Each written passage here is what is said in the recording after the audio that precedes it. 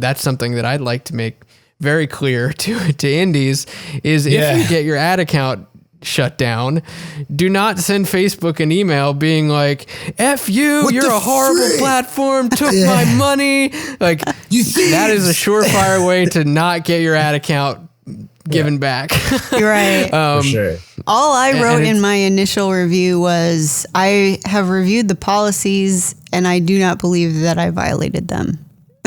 That's all I wrote. And that's like, you want this sort of neutrality. You definitely don't want to come in there with like a panicked tone. That's gonna piss you. You have to imagine what life is like for the people that you're talking to. They're talking to like just completely exasperated and incredulous people 24/7. If you cannot be incredulous and go, if you can manage to not do that, you'll be like a breath of fresh air for them. You really will. You are now listening to the Creative Juice podcast, brought to you by Entrepreneur.io.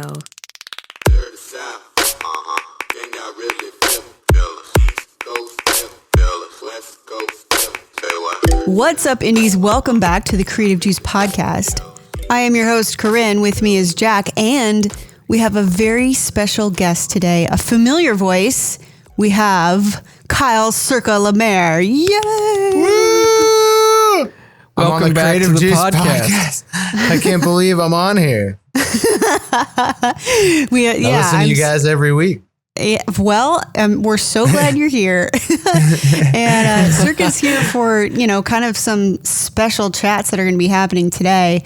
The first thing that I want to kick off with is that, last week I kind of let you guys know that I was going to be talking about an interesting funnel today. And that didn't work out because last night my ad account got disabled. So dun, dun, I know, right? The horror.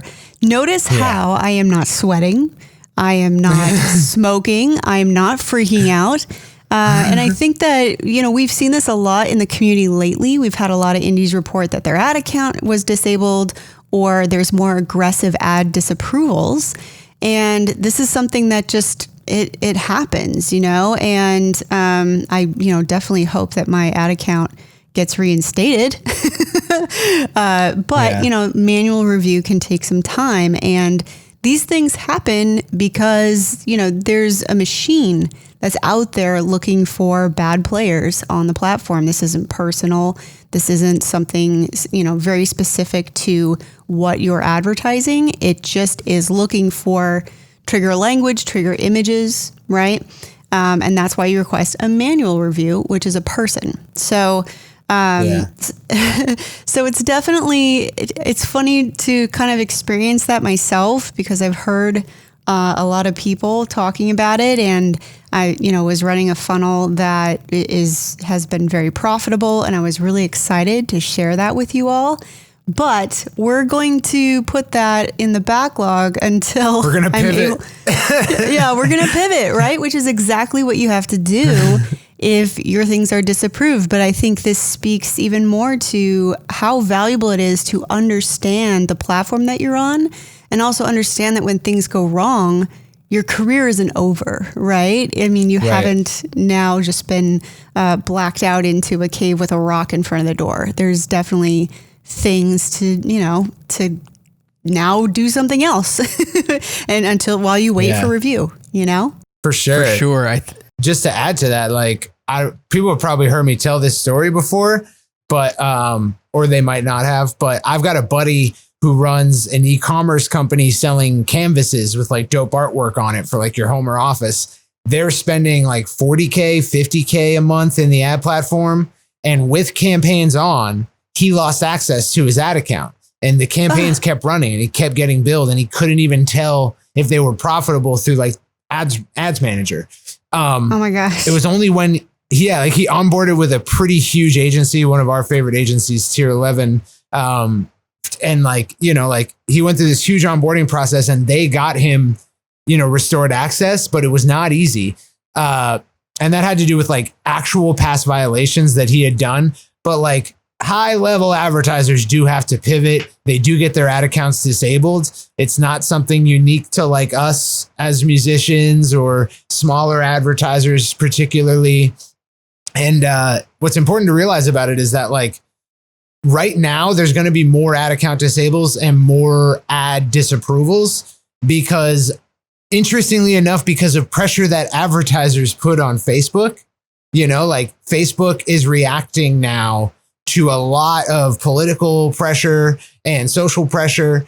And one of the things that they've done is they've decided this election season, we're not going to do any political advertising whatsoever. So if you're a political advertiser, you're not allowed to advertise on our platform. But Facebook's detection mechanisms for figuring out what's a political ad and what's not are not so fine tuned. And like, let's say you've got an ad in your ad account, like from like, you know, 3 months ago where you like mentioned COVID. Okay, well now you might be flagged as a political advertiser who skirted the system. So there's a lot of flux in the platform right now. There's a lot of reasons why your ad account would be mistakenly disabled. And what we've seen in the indies group is that a lot of, you know, those who have got their ad accounts disabled, they're starting to get them, you know, reinstated, I guess. Right. So they've reached out to Facebook, made a couple appeals, and now Facebook has given them their ad account access back because, you know, their disable was truly a mistake. And if it is a mistake and you calmly appeal, you know, a lot of the times you're going to get your ad account back. I've had ad accounts shut down for reasons that weren't a mistake. Like I mistakenly myself didn't realize that this or that was part of the terms of service. So I actually did violate a rule and I didn't get my ad account back and I had to find other means to get advertising again. But, you know, oftentimes if it truly is a mistake, truly you didn't skirt the terms of service, they'll get you back up and running pretty quickly. Yeah. You know, I think what's really interesting is kind of the strain that you were mentioning right now on the system, Cirque, isn't an unusual thing. I mean, it's particularly unusual in an election season, but even during like quarterly strain, when advertisers kind of flood the Facebook platform, you see similar things happening across multiple kinds of industries. In the advertisers community, I often see, especially around, you know, right now, kind of like the start of Q4 last year, I remember a similar kind of thing going on where people were getting their ad accounts shut down or ads were getting disapproved. For seemingly no reason, nothing personal to any business or any artist. It's just something that was kind of going on. And then people were getting their accounts reinstated upon appealing, and sometimes appealing multiple times politely to Facebook. I think that's something that I'd like to make very clear to indies is if you get your ad account shut down, do not send Facebook an email being like, F you, you're a horrible platform, took my money. Like, that is a surefire way to not get your ad account given back. Right. For sure. All I wrote in my initial review was, I have reviewed the policies and I do not believe that I violated them. That's all I wrote. And that's like, you want this sort of neutrality. You definitely don't want to come in there with like a panicked tone. That's gonna piss you. You have to imagine what life is like for the people that you're talking to. They're talking to like just completely exasperated and incredulous people 24/7. If you cannot be incredulous and go, if you can manage to not do that, you'll be like a breath of fresh air for them. You really will. Yeah. And I think that's one thing you have to remember is that like it's a robot shut you off, you know, and you're asking a person to intervene on behalf of this robot. So don't be mad at that person because that person had nothing to do with it, and they're going to help you square this bot away, slap it in the face. So, you know, that's your ally. That's the guy to help you out, you know, or gal. So, yeah, I think it's easy to trust me. I feel the panic. I was really excited to share this funnel with you guys because it's been, you know, 2x, 3x since it launched, depending on the week. And it's been a huge flux of customers for me. So for it to get shut down felt very significant. But at the same time, I know it's not an apocalypse and, you know, things are going to move forward. So, you know, don't panic. I think that's one of the important things to recognize when it comes to being an advertiser, not just when it comes to, shut down ad accounts or disapproved ads, the more anomaly bad things that can happen, but just in general, running campaigns and setting up your ads, like, don't be reactionary, emotional, and don't panic, Right. You want to be more like a battleship than a skipper. Yeah. Yeah. It's more likely that in situations where you're panicking and acting emotionally that you're going to just make more mistakes if you made a mistake to start with. Right. So I think that that's really important to approach things with a level head. I was just consulting with an advertiser like 2 weeks ago when we started seeing, ad accounts starting to slowly get chopped off at the legs. He had hit me up and was like, "Hey dude, my ad account got shut down and I don't know why." And I was like, "Okay, well, let's take a look at this and see what happened." And, we sent in an appeal and it was a nicely written appeal. And within 2 days, his ad account was back and it was all good. He didn't panic. He's just a novice advertiser who didn't know what he was doing. Right. Yeah. I think that really speaks to, the fact that I'm not panicking has a lot to do with the fact that, first off, like, this is just part of the game that we play. If we're marketing digitally, we're on other people's platforms, we're on borrowed space, we're using their audiences. And, especially when you're talking about something huge like Facebook or like Google, the same thing happens in Google ads. Like, this isn't unique. And understanding how to limit those errors in the front end is really important. So, I'm not panicking because I've had enough experience in this platform and others. And I think it really speaks to why we need to learn as much as we can, because it's one thing for an ad account to shut down, but even if you're trying to get an ad through and you can't, how do you fix that? It says you're in, violation of certain terms and conditions or policies, or it's not in the format they want, or the audience isn't the right size or right type, or your targeting is wrong, right? And that starts at the very beginner level, right? So even when you get up to the more advanced level, you want to know more and more and more, because then if something goes wrong, you don't panic. You're able to figure out, okay, how much of this is viable? What of this is just a robo-scan that thinks I'm doing something I'm not? And I think it really, again, it speaks to the understanding of the platform, so that kind of how to avoid it in the first place, right? So that's the biggest reason that Cirque is here today, is because we're going to be talking about exactly how to acquire that knowledge. Cirque, why don't you talk about the ad guide, because I feel like you can set it up the most powerfully. For sure, yeah. And I just want to close off on that point, is that, like, I'm a guy who has gotten ad accounts disabled because of my fault. And I was angry, but so I've been there. Like, I've been there where I actually broke a rule that's like kind of insignificant, shouldn't get me shut down for life, but like, that's just the breaks. And I'm still advertising, I figured a way forward, and so can you. And like, just like Corinne said, like, this is kind of one of the prices to, like, you're kind of not a seasoned advertiser unless you've had this happen. Right. So, Yep. And, so, and just real quick to add to that, because that's what me and Cirque do. We add and add and add to each other. But to add to that, I know that 99% of you listening to this podcast already know this, but it bears repeating. Yeah. This is why you don't build your house on someone else's sand, right? It can be very helpful. Obviously, Facebook ads are the most powerful platform, especially for musicians, ever, right? And Google ads are a close second, and there's lots of other channels that are also, great. But if you build something somewhere else, there are opportunities for that to fall away from you. So that's why your mailing list and your website and your customer list and your, all the messaging, SMS messaging even. This is why it's very important for you to transfer as many people from those social platforms as possible. If you've been building a huge following on TikTok, sweet, that's awesome for you. But how much did you panic when the news came that, TikTok might get shut down in the US, right? What happens to all those people? Yeah. So this is just a good testament to say that, we need to use these tools in a smart way, but also make sure that all of those tools are still bringing them back to a home that you own as much as possible.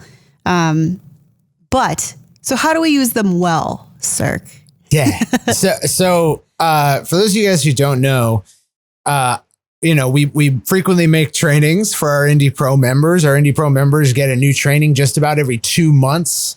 And there's a lot that we know how to do as music marketers, as marketers in general, in terms of digital marketing. We haven't been able to codify all of it to turn it into a standardized process. So there's a lot of stuff we do in the agency or we do for our own careers, musically or otherwise, that just isn't really codified in the training area. So we're always releasing trainings to try to get more info out to our indie pros. One of those trainings that we've had for a while that I refactored at the beginning of this year was messenger marketing for musicians. And something that happens when we create these trainings is that we're usually always have a little bit that we need to say about Facebook ads. But the training, more and more of these trainings are not specifically about Facebook ads. It's just one of the many skills you need to do these things. And that's a problem because we basically have to reinvent the wheel every time we create a training, explain Facebook ads as if you're a complete beginner. It would be nice if we had a resource that we could just point to and be for this portion of the training, you can use this supplementary resource to learn Facebook ads, to do the Facebook ads portion of this. So I was I'll just create a quick guide to teach people what I know. And what I know was learned through osmosis, through a good 1.5 to 2 years of just listening to marketing podcasts, specifically Facebook ads podcasts, and playing around with what little budget I had in the platform for various things. So I picked it up through just I learned French by living in France, sort of. I listened to these people talk about it so much that when I got into the platform, it all kind of made sense for me. And that won't happen for everyone. So we wanted this central resource where you could pick up that kind of knowledge, because our indies, they're using Facebook ads to run Fan Finder to get new fans. But that doesn't mean they necessarily have a ground floor understanding of what specifically they're doing when it comes to the Facebook ads portion of it. So that's what that resource ended up. It actually ended up being a 309-page book that took me about 8 months to write. And that's the why team all helped me out. Yeah. You were I thought I'd start this quick guide. And, it's funny because even in the training, and we say this openly all the time, there's nothing super proprietary about anything that we're producing. I mean, this is stuff that you can discover on your own by going to Google or looking at blogs or reading down every article. Or listening to a podcast for 2 years every day. Yeah, exactly. Right. So, and a lot of this information is available in the Facebook business platform. They have incredible help documents and stuff like that. But it doesn't necessarily explain the more intuitive things, which is figuring out how to pivot and what to do when things go wrong and understanding it at kind of a deeper level, because those articles are really meant more for novice users. And it's huge. There's so much you'd have to go through to really understand. And so that's why, when I was reviewing the ad guide that Cirque had put together, I was like, this is great because it's kind of just like our trainings in that it boils down something that's this huge, gigantic skill set into something that's a little bit more consumable. And I think it almost serves kind of like a glossary. If you hit something that's confusing, it's a guide. I mean, so that's the name, but it definitely does. And I was particularly excited about it. I as Cirque was working on the ad guide, I was in the middle of creating the new building your permission list training, which is now up inside Indie Pro. And because I knew that the ad guide was coming, I was able to, in multiple videos, refer back to it and be like, for example, there's a lesson on writing ad copy specifically for building your list. And while I was able to cover, some of the more important core concepts, I wasn't creating a standalone copywriting training. So to be able to say, to say right in my lesson, go to the ad guide for a deeper dive on the topic of copywriting is such a great thing to be able to do.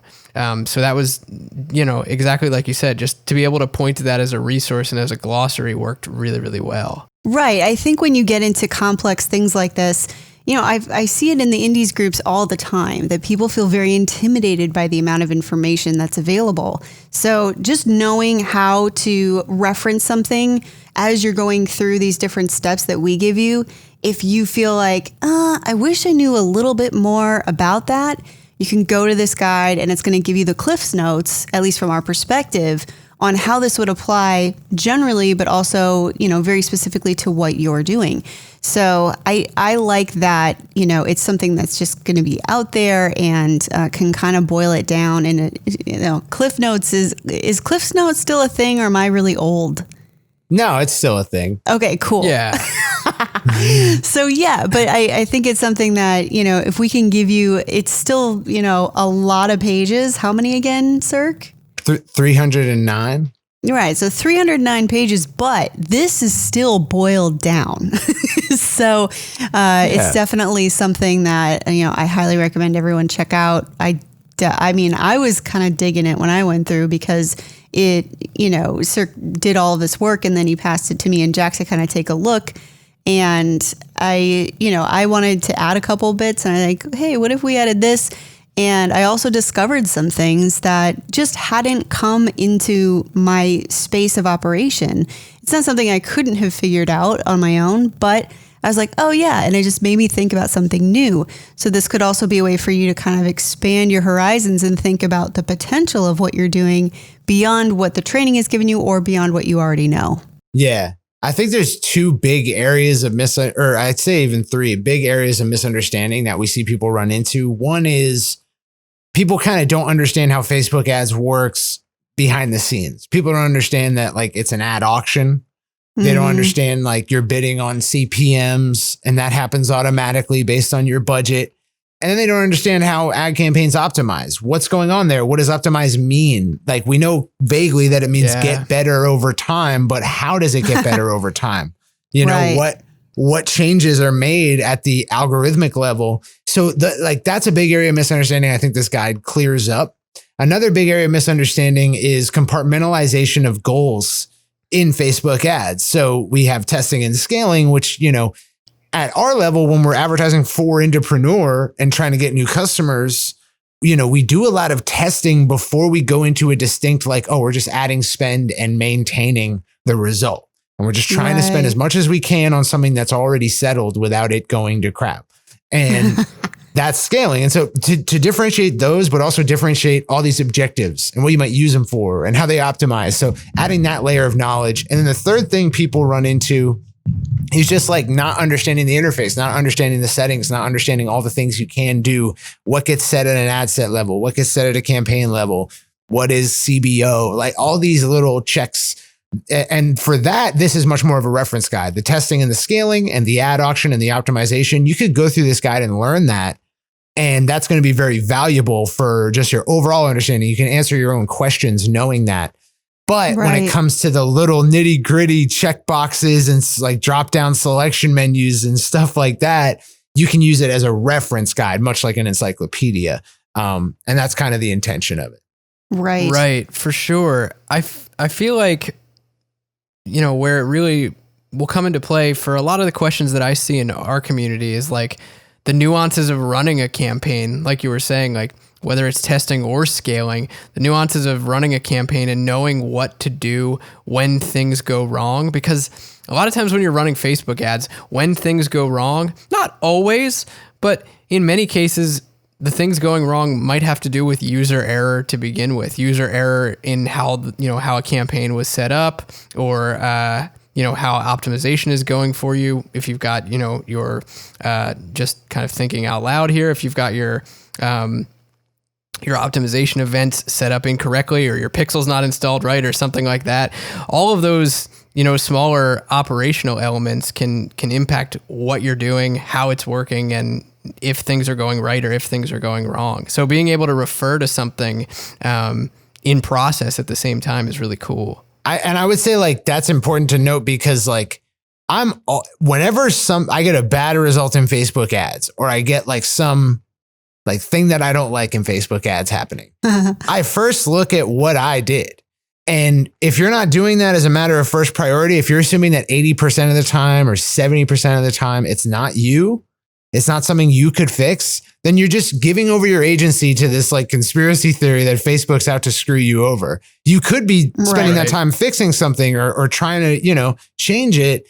And all too often we see beginning advertisers kind of put that blame externally. And it's not about blame necessarily. It's like, you didn't know what you didn't know. I mess things up every day in Facebook ads still. It's just about having that diagnostic process of like, okay, what could I have done better? What went wrong here? How do I use my performance metrics or my understanding of the platform to get to the right answer?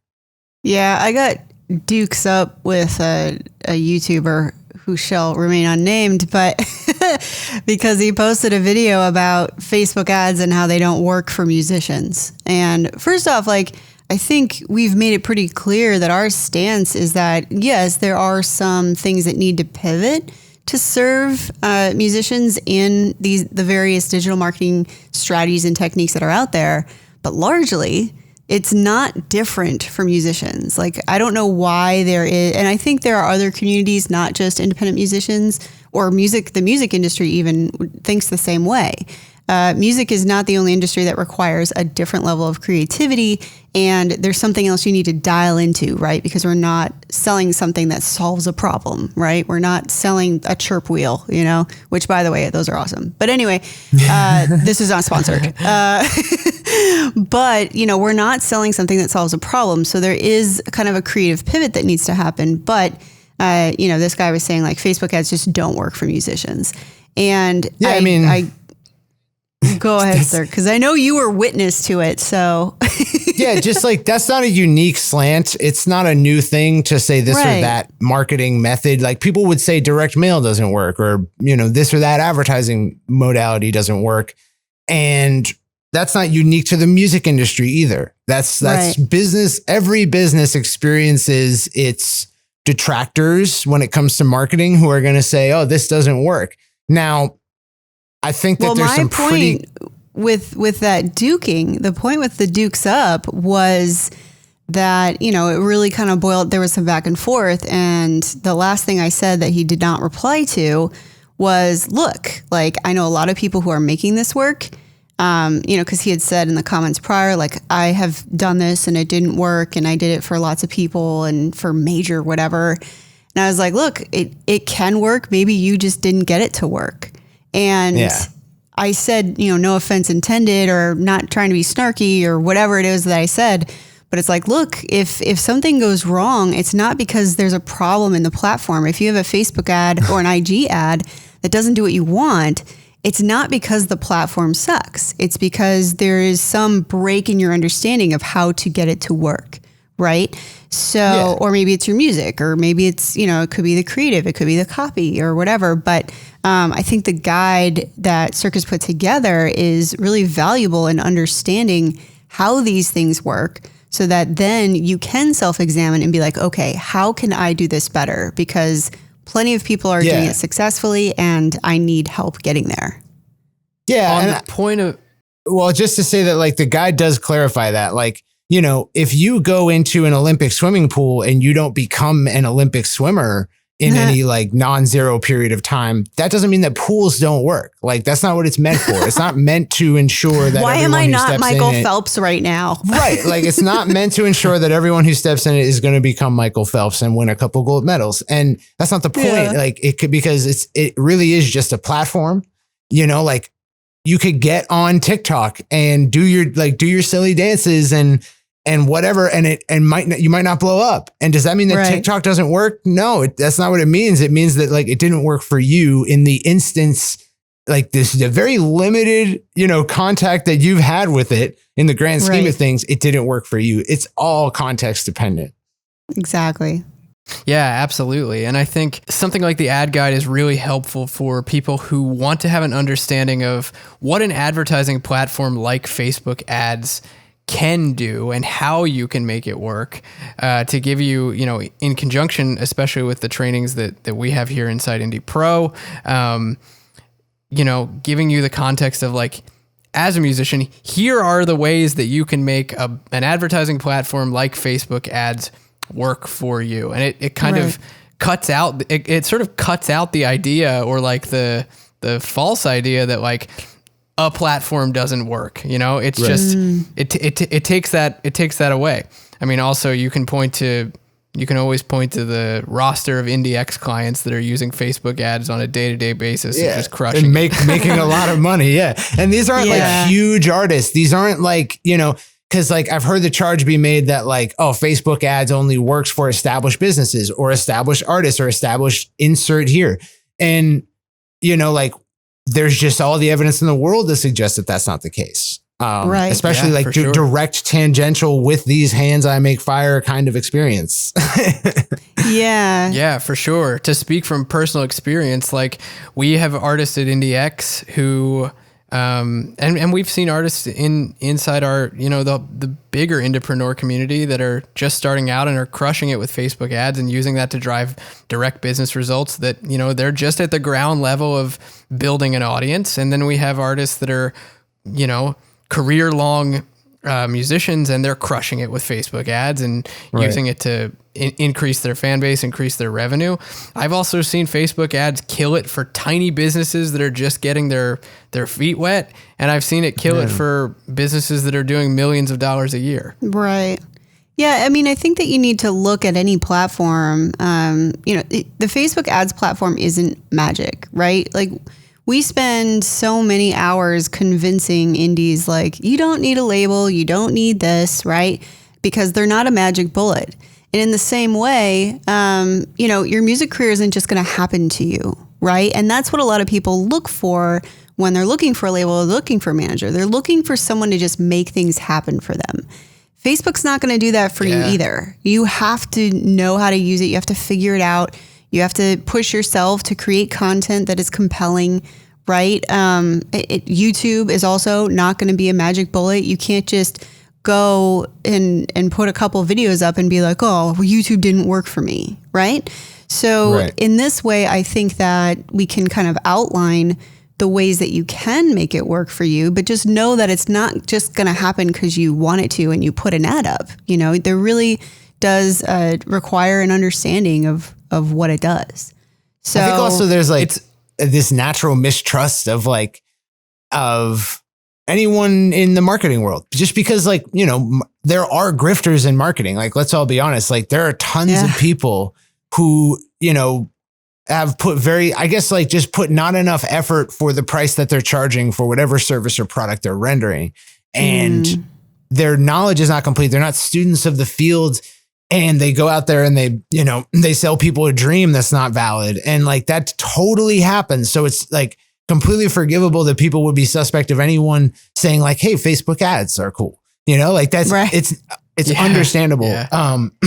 Like that makes complete sense. At the same time, there is a very deep and very rich history to direct response marketing and marketing in general. And if you're not coming to the platform with that, it's unlikely that you're going to gain that while using the platform. Like you have to be a student of marketing before you start to try to advertise. Yeah. And that's just and I'm not talking cause I'm leaving out large swaths of marketing. Like someone might say, oh, I am a student of marketing. I know a lot about branding, or I know a lot about community building or other forms of marketing. And it still didn't work for me, or it's still not something I would use.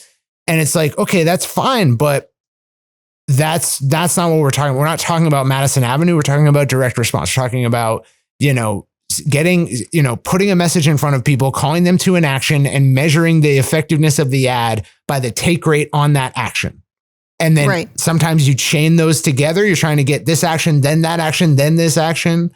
But that's like the core of the whole thing. And if you don't know how to do that and you don't know a lot about that, it's unlikely that like a large knowledge of Facebook ads even would help you to get results out of it. It's a direct response platform. Totally. Yeah, absolutely. You can push all the buttons you want, but if you don't know, why you're doing it and what you're really trying to drive, of course it's not going to work. Right. Yeah, that's something that I say in the indies groups a lot too, is, there's a lot of debates about, maybe a Spotify campaign or maybe, different things like that. And I'm like, well, what is your objective? Like, do you know why you're doing, like, are you doing this to blow up on Spotify, okay, then yeah, this will probably work in the countries that you're feeding it to for a period of time, you know. But if your objective is to grow your music career, then maybe you need to be doing something different. So, I mean, understanding what your objectives are and the steps to the objectives are really important. I'm interested to know, Cirque, like, obviously some of this stuff was, you know, stuff that you've done for a long time. And then there was probably some of it that sparked your interest a little more because you were able to dig even deeper. So is there a section, I know this is kind of a weird question, but is there a section of the ad guide that was really fun for you to put together? It was really actually like a lot of fun to explain the auction and explain optimization. You know, like I definitely got some full contact with digging into it's like an interesting detective task to have to take what is known about a given machine learning based platform and then infer how these things are accomplished, because, you know, Facebook doesn't tell us exactly how everything works.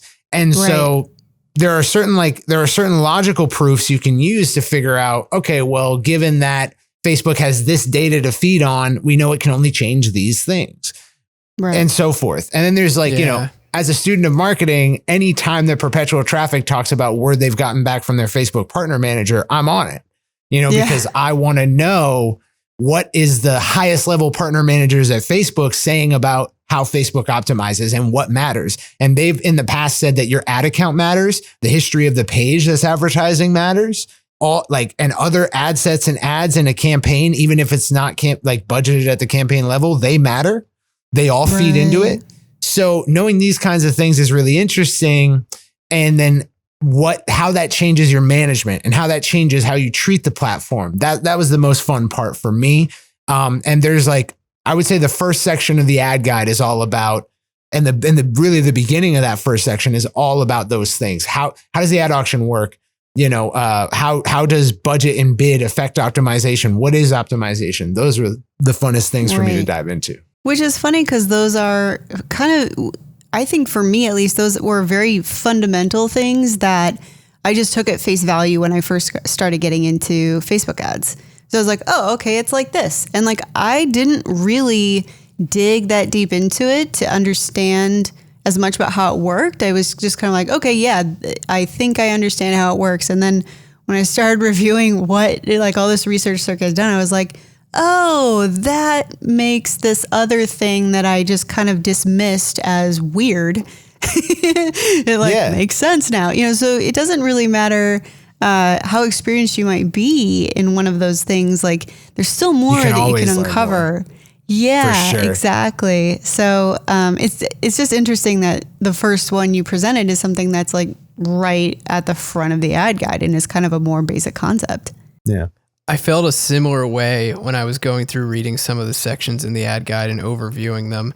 There's something to be said for, even if you know or feel like you know everything there is to know about a platform, whether it be Facebook ads or, you know, whatever. Spotify.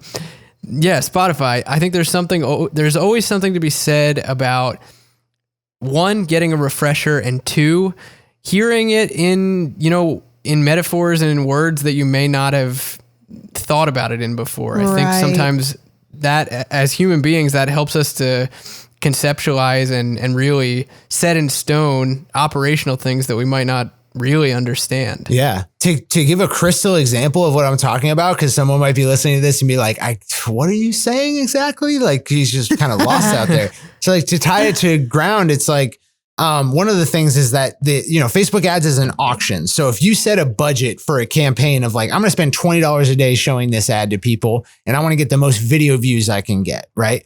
What it's going to do is it's going to say out of $20 a day, we don't want to end up with like a few results. We want to make this advertiser happy. So we need to find a balance between, you know, how much we're bidding out of that budget and how many results we're going to get.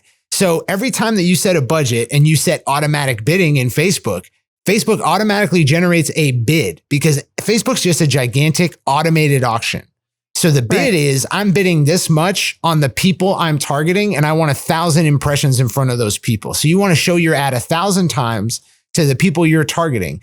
Out of the people you're targeting, there's people with many different costs that are based on how many other advertisers are trying to advertise to those people. The more advertisers there are, the higher the cost to show an ad 1,000 times to those people. And that's what you're bidding on, is packets of 1,000 impressions.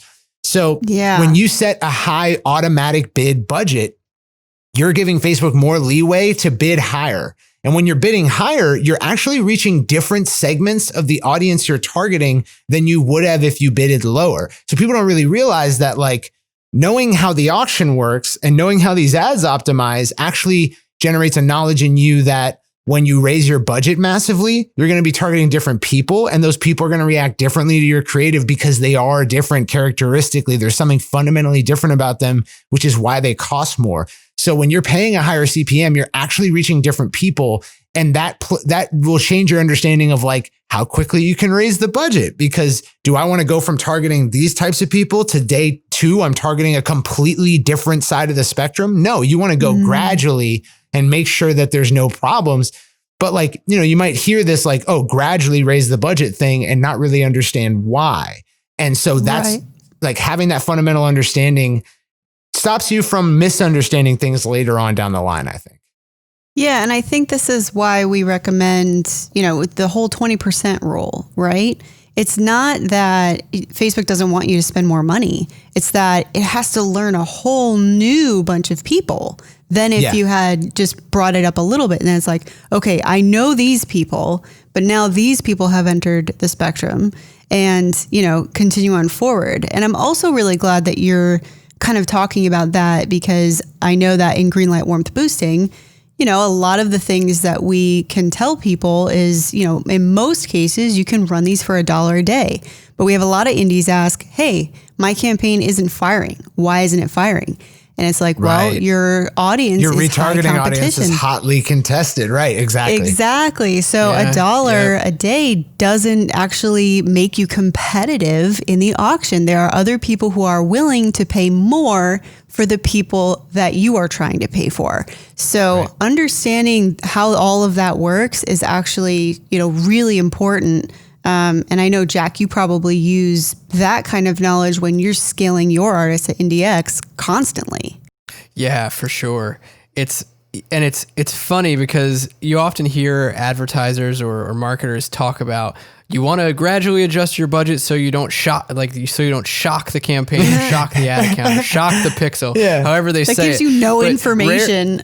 Rarely is it put into the context of, well, no, when you raise your budget, or whether you start with a low budget or a high budget, your budget affects who your ad is shown to, and then your campaign is going to react accordingly based on how those people are taking your ads in and acting upon them or not. Yeah. Rarely is it said that way. So I'm super stoked that you mentioned that. That's such a good point. It's important to also note that like this ad guide, you'll find very few mentions of like musicians or the music industry, because it's not supposed to be written like the reason that we don't focus this ad guide towards the music industry or musicians trying to run ads is because everything that we do that works has a corollary or an analog in traditional direct response digital marketing. You know, not all of that world can be carried over to music 1-to-1, but for the most part, like I didn't learn Facebook ads for musicians. I learned Facebook ads.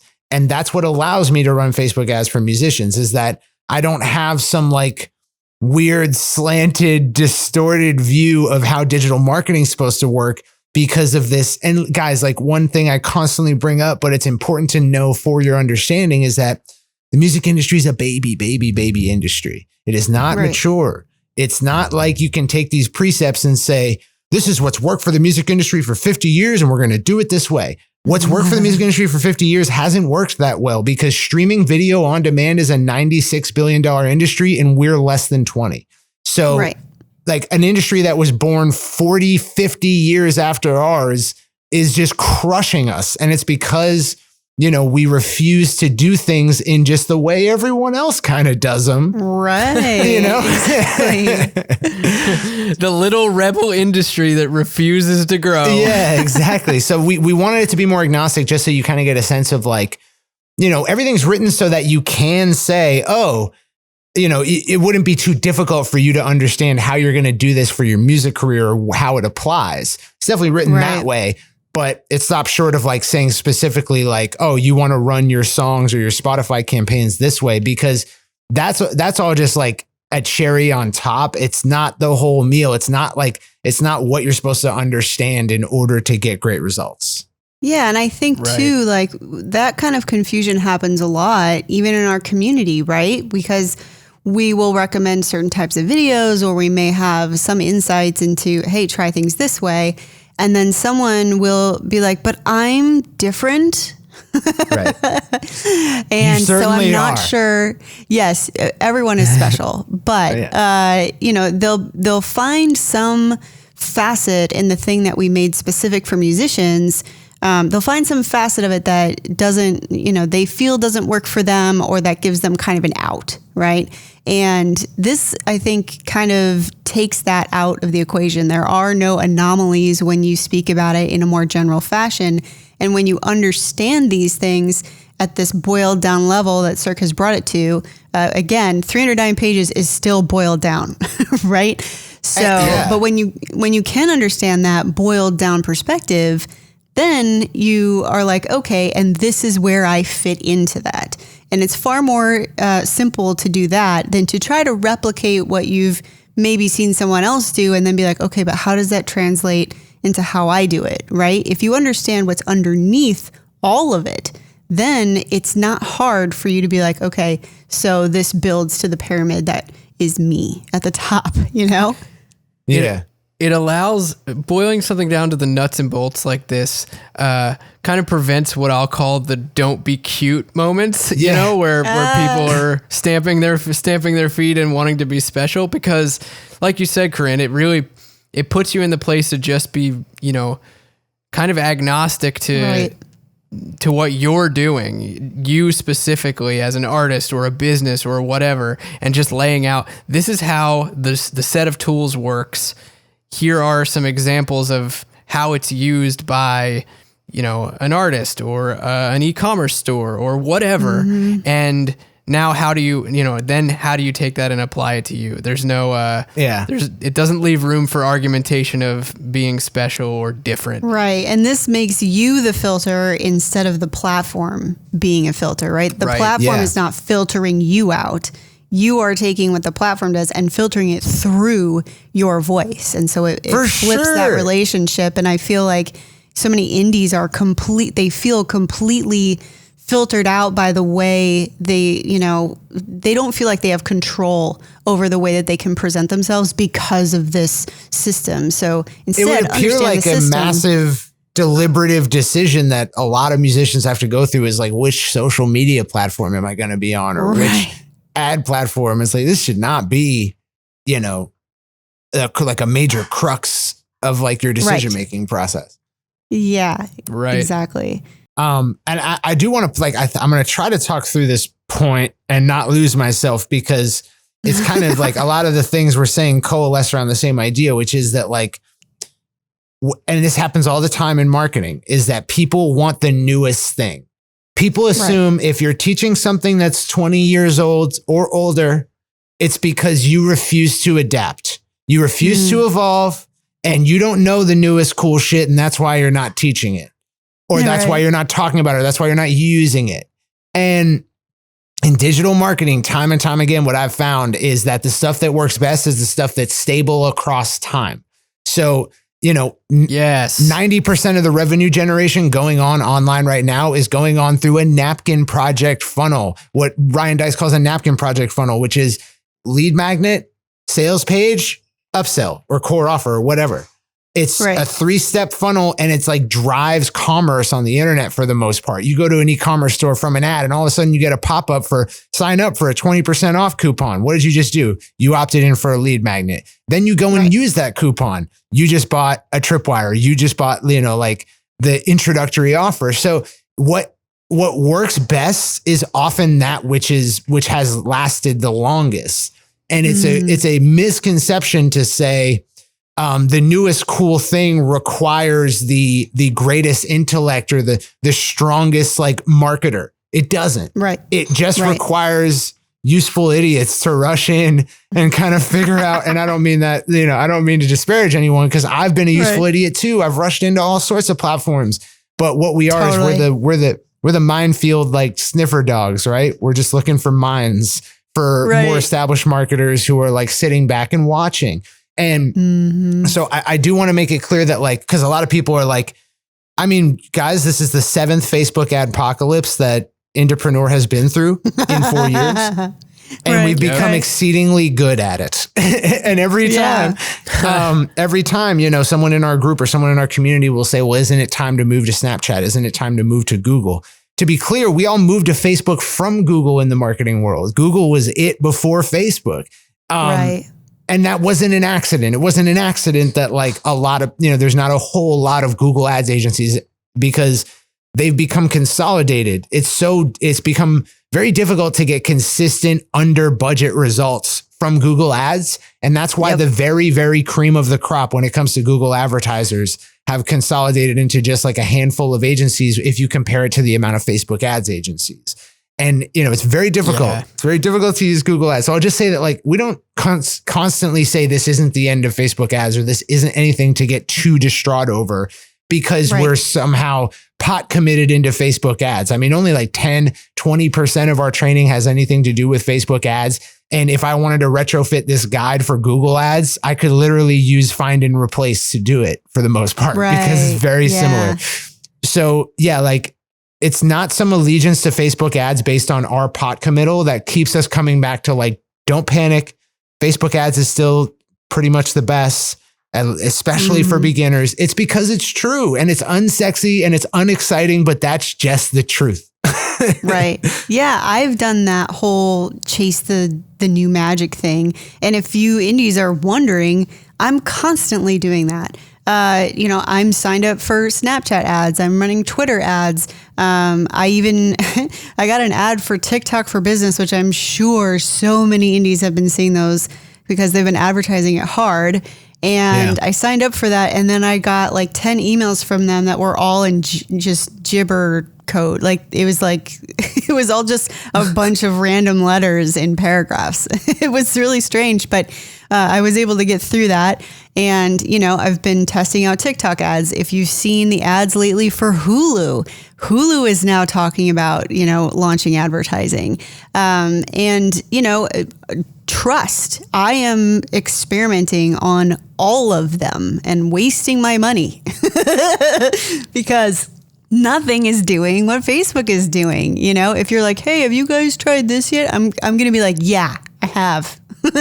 And as soon as something works better and is user-friendly and reaches even a portion of the audience that Facebook does, like, I'll be the first one to shout it from the rooftops, I think we already do, though. It's like, it's important to realize that like we've got an agency client for whom we wouldn't run Facebook ads because their retargeting audience is YouTube specific. So we're running Google retargeting ads, and like, that's because the context is appropriate for us to use it there, not because we have some allegiance to this platform or another, Right. Yeah, totally. Yeah. Yep. I think too, like there is, when you're talking about why Indepreneur talks about certain platforms, the ease of use is something that's important.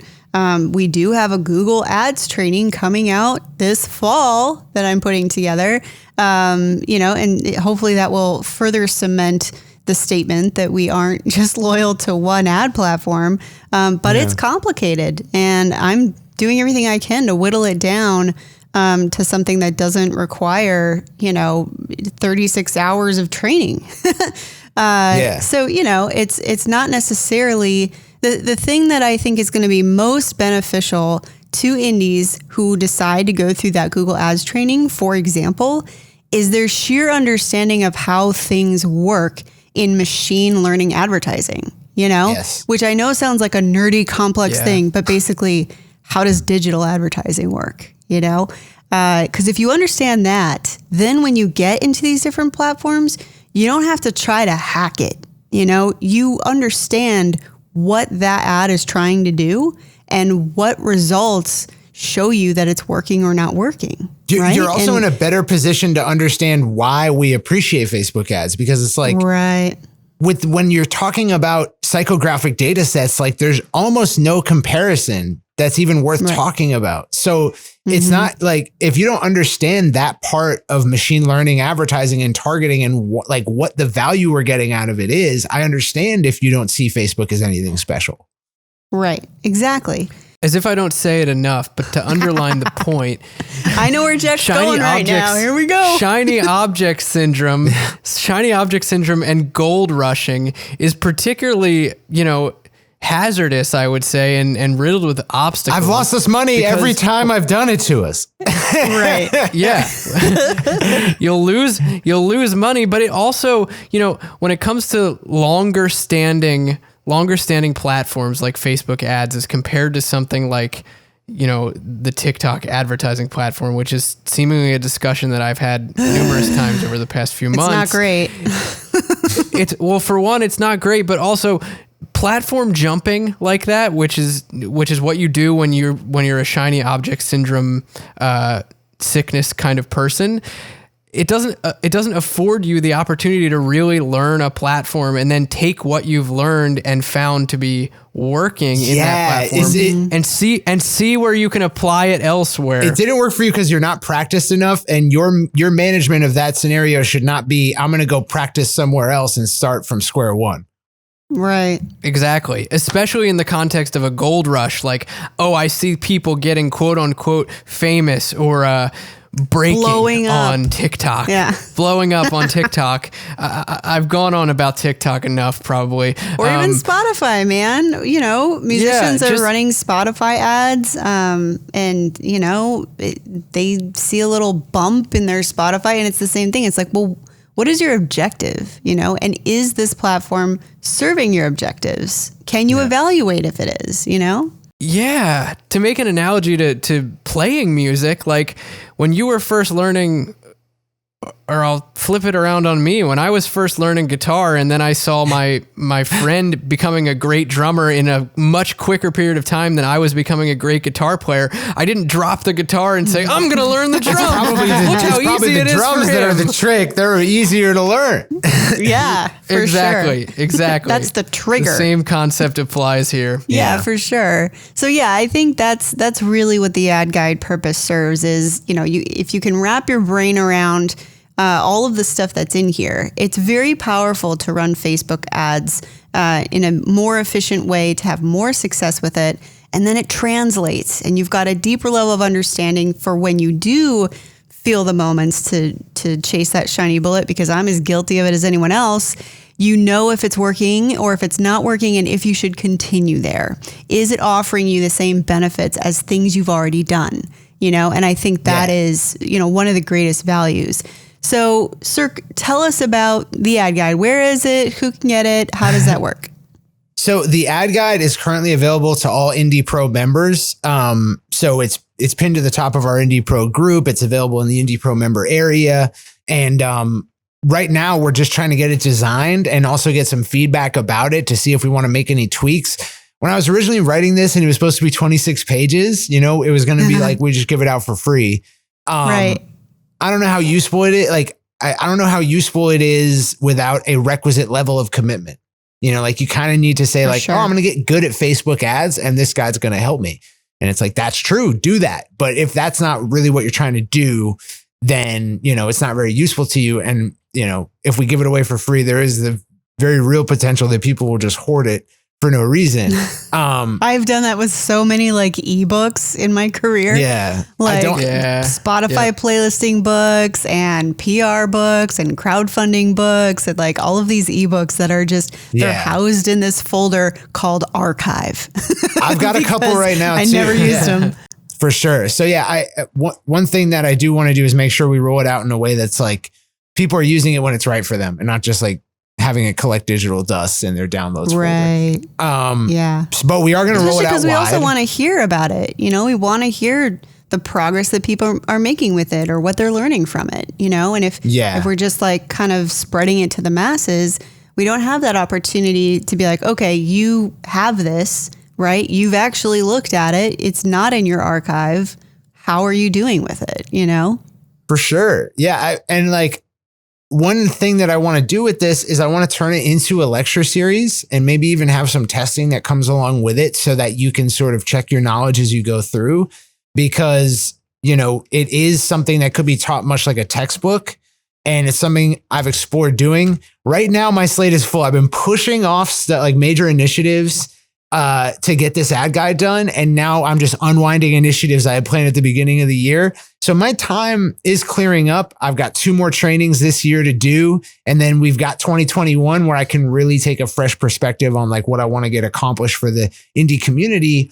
It's very possible a lecture series with the ad guide is going to come with that so that we can just talk about these ideas more colloquially, whereas the ad guide is like dense textbook level language. Right. And that very well may be a form that it takes. Either way, in 2021, it should be available for a wider release, not just to Indie Pro members. For now, it's housed in Indie Pro, where I think, you know, the people who could really use it are. Yeah. Makes sense Very to me. cool. Yeah. So sign up for Indie Pro so you can get a 309-page book that will smack you in the face with anything you could ever want to know about Facebook ads. Really, It's very cool to hear about it, Cirque, and I'm glad you were able to join us today to kind of talk about it, you know? Because I knew no one would be able to rephrase or talk about it better than you, since it's definitely been a huge chunk of Cirque's plate for a good period of time now. So thanks for coming on. I appreciate that, man. No problem. And I just want to say to all of you guys out there right quick before I hop off is that in this guide, we've also got all, like, if you say like, oh, I'm not getting results on Facebook ads, or I see this problem with Facebook ads, I'm going to go over to Snapchat. I'm going to go over to TikTok. I'm going to go over to Google. The exact things that are separating you from not getting your result in Facebook and the exact things that you'll need to get a result out of any of those other platforms, those are in here. Setting KPIs, setting CPAs, target spends, knowing, you know, how to analyze test results, and knowing what axes on which to do that, and knowing how to whittle down to the best performing stuff. That's all in here, and you can train on Facebook ads, and then you actually can take it on the road if you want to. Right. Exactly. Yeah. There's so many foundational components to it. So for sure. Well, awesome. So all that said, we are going to be diving in next week. Well, I'll be sure to keep you all posted on my ad account. Hopefully it'll be back soon, but fingers crossed. Fingers crossed. I hope it comes back before the next episode. Yeah, I agree. But either way, so if it does open back up, I would love to jump into that funnel with you guys, because it is slightly controversial, but you know, it has grossed over 20K for me in the last 4 weeks, with spending it scaled to 200 a day, but it wasn't 100% successful right out of the gate. And so I really wanted to share some of the fails of it, and, you know, exactly kind of what the ad guide addresses. You know, what do you do when you have to pivot? How do you scale? What do you happen when you scale, results start to drop off? What is happening? So hopefully I'll be able to come back and share that with you all. But next week, Jack and I are going to be talking about holiday planning. Have you thought about your holiday sales yet? I know we referenced it last week, but we're going to dig in really deep on the subjects that you need to know for when you are getting this stuff together and how to plan those out, because you need to be doing that now for late November and late December. Get started before the next episode. That way you've got some ideas to come to the table with. Right. Get them together, because otherwise Jack's going to be wagging his angry dad finger at you. So pull your homework together, do some brainstorming, and we'll see you next week on Creative Juice. Peace. Can y'all really feel us? East Coast, feel us, West Coast.